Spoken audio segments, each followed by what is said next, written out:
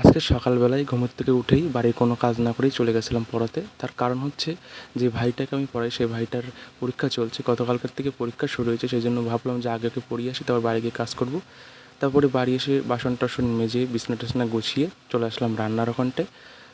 যেহেতু অনেকটাই বেলা হয়ে গেছিলো সেজন্য তাড়াতাড়ি করে রান্নাটা চাপিয়ে দিয়েছিলাম। আর ঠাম্মাকে 10টার মধ্যে ভাত দিতে হবে, সেই জন্য তাড়াতাড়ি করে আলু সেদ্ধ, পটল সেদ্ধ আর এদিকে ডিম সেদ্ধ চাপিয়ে দিয়েছি, আর এদিকে ভাত।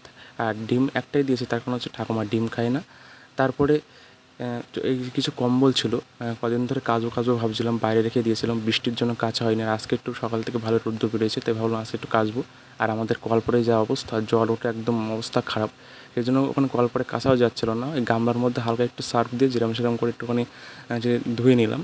তারপরে জল কমলে ভালো করে কাচা যাবে শীতের আগ দিয়ে। তো কম্বলটা কাচার পরে এমন ভার হয়েছিল, মানে আমি তুলে আনতে পারছিলাম না। আর আমার এক সাইড পুরো ভিজে একদম স্নান করে গেছিলাম আমি। তারপরে কম্বল টম্বল কেচে রৌদ্রে দিয়ে এদিকে দেখলাম ভাত আর এদিকে সমস্ত কিছু সেদ্ধ হয়ে গেছে।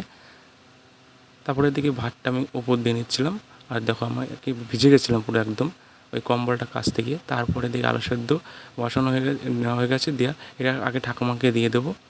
যেহেতু ঠাকুমার ওষুধ আছে সেই জন্য আগে ঠাকুমাকে দিয়ে দিলাম, তারপরে আমি নিজে খাবো। আমার অনেকটা খিদেও লেগেছিলো, যেহেতু অনেকটা বেলা হয়ে গেছিলো। তারপরে আমি নিজে খেলাম ঠাকুমাকে দিয়ে।